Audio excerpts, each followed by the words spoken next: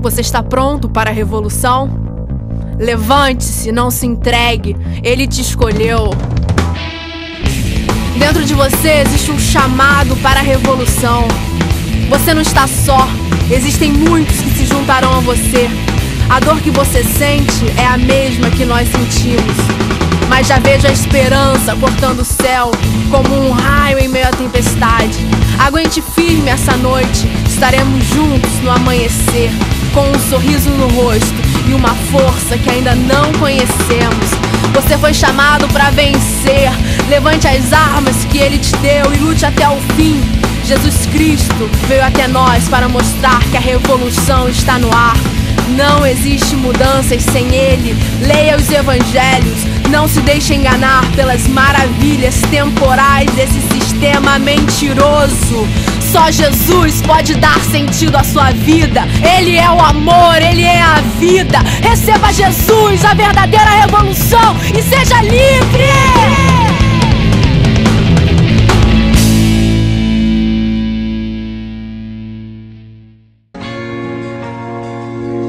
You know, it's not hard to see that there's this great imbalance and that things aren't right. You know, I know that, but for me, I suppose it really hits home if I stop and think about this moment, because it's happening right now. In the same moment, you have, you know, a generation who are sitting around entertaining themselves watching reality television, which, to be honest, is anything but real, while you have a child who is being prostituted behind closed doors and robbed of their innocence. It's not fair that we can go about consuming every single material option that comes our way while, you know, the widow and orphan are stripped of life's basic dignities because they're victims of a conflict that simply isn't theirs. It's not fair that there's a generation who are choking on their obesity while at the same time there's 30,000 children who will die today for lack of food. It's not fair that we have no problem going about spending $3 or $4 on what is basically glorified tap water in a bottle with a fancy label, while you have entire communities who suffer at the hands of disease because the only water that they have access to is foul and polluted.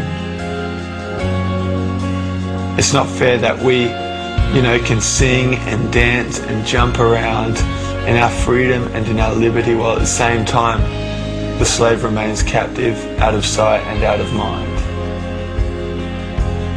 It's not fair that we can sit and watch the evening news from the comfort of our living rooms and pity those who lived where the storm hit or where the ground shook or where the water rose, and simply feel sorry for them and then change the channel and get on with supper.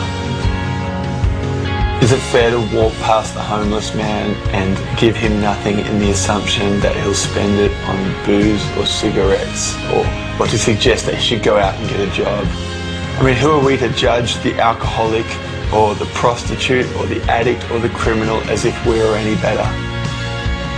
Who are we to forget the downtrodden or the oppressed or the marginalised while we go about chasing the dream? We see this imbalance and we go, man, that's not right, that's not fair. But all too often that's all we do. Because for us to do any more is actually going to cost us something.